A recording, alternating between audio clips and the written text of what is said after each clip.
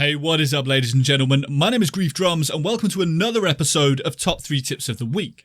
This is a video series in which, as the name suggests, I come to you each week with 3 new tips to hopefully help improve your game. If you want to get involved and get a shout out on the channel, make sure to head on over to my Discord. You can leave any links to pictures, videos, any tips that you've got, or alternatively, head on over to my Facebook or Twitter and drop me a message on those, and you never know, one of your tips may end up in a video. The links to all of those are going to be down in the description below. Without any further ado, let's just go ahead and jump straight into this week's tips. Tip number 1 is going to be on Chalet. I recently played a ranked match and got caught out by this while I was playing as Thermite, no less. This is an incredible spawn peak, and as you can see, just by running out here, you get a really good line of sight onto the people that have spawned just over on the southeast. Now, there is very little they can do from there. There's very little cover.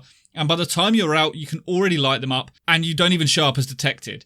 This is very well protected because you are not open to any of the other spawns that are around, and it is a really cheeky little spot. As you can see, you can utilize the trees to hide yourself, and as soon as you jump out, start putting some bullets down range, and you are going to wreck anyone that has spawned over there. After getting caught out by this, I've actually stopped spawning over here. I just will not do it because it is so powerful. It is just ridiculous. And I can't believe that I've never ever seen it, considering how long this game has been out, but that's one of the reasons that I love Siege. You might not be able to see him, but just through there is Sledge. Now, I'm doing this obviously on my PC and a laptop, so that I've got an attacker and a defender, but just to show the perspective of this, I've put Sledge over there, and you can't even really see him.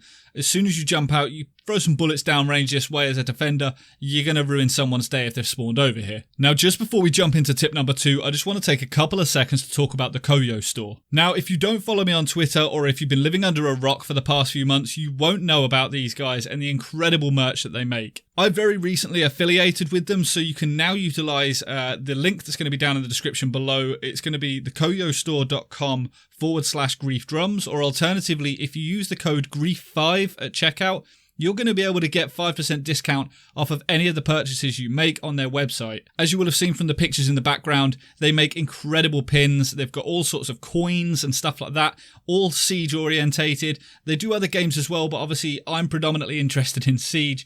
They've got loads of different operators. You can pick your favorite ones, or you can buy the entire collection. And I'm genuinely not just saying this, I love their stuff, which is the reason that I affiliated with them. Definitely worth going over there, checking out the stuff and seeing if you like any of it. They're cool to just throw on a bag, on a hat, or, a school blazer, wherever you want to put it, just to show off the operators that you main or the season that you started in. If you're like me and you've been there since the beginning, run around with a black ice pin on and show off that you started in year 1. If you didn't jump into a Blood Orchid, get yourself a Blood Orchid one. They're definitely worth getting because they are so cool. For tip number 2 today, we're going to be taking a look at a specific clip that I took from a ranked game. I've done this a couple of times recently, and it has worked really well, so I wanted to showcase it. I'm just going to let the clip play out first, and then we're going to break it down exactly what happened and how I did it. It's karaoke. And we'll be able to call that. I'm watching the window. There's one playing in their window, but we'll be able to call when they jump in. Buck counts as Buck. Well, very often Buck don't. Yeah. Buck players don't expect the peak. On the window right now. Yeah. Good shit. Fuser. Fires in 10 seconds. Karaoke. One's going to karaoke. Thatcher's pushing T. Coming in. Let's go, boys. Nice.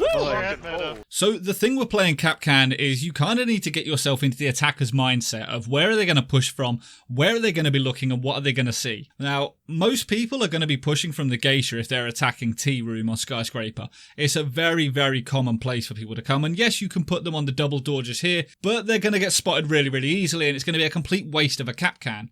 Anyone's going to just see it, shoot it out, and it's not actually going to achieve anything. You could probably even hide it at the bottom corner of the door. But again, anyone pushing from here that is trying to look into the tea room where a defender is most likely to be, they're going to see that. They're going to spot it. A drone's going to see it. It's not really going to do its job, and they're just going to shoot it out. So instead, by looking at this little vase over here, this is actually going to cover the Kapkan. So this is the first Kapkan trap that I placed down. Anyone that's pushing around it isn't going to see it as long as that vase remains intact, which is pretty likely. I mean, as long as your defenders don't punch it out, it may get shot through the round, but it's sort of a chance that you kind of have to take. Anyone trying to rush through the geisha is going to get hit by this Kapkan trap.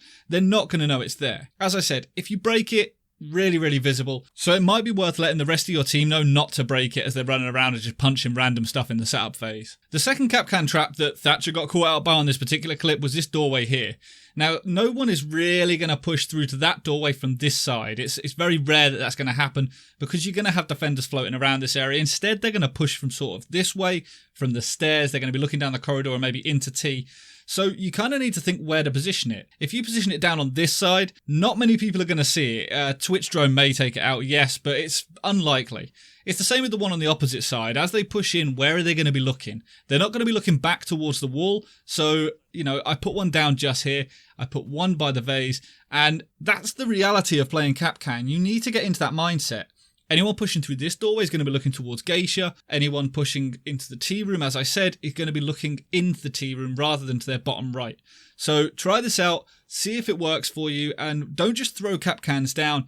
Think about where you're placing them, think about where the attackers are going to push from, and see if you can utilise some of these spots to get kills, or at the very least, weaken your enemies. The final tip for today is going to take us on over to the bedroom of Fortress. Now, this door just here, this wall here, and this tower are all going to be common entry points for attackers.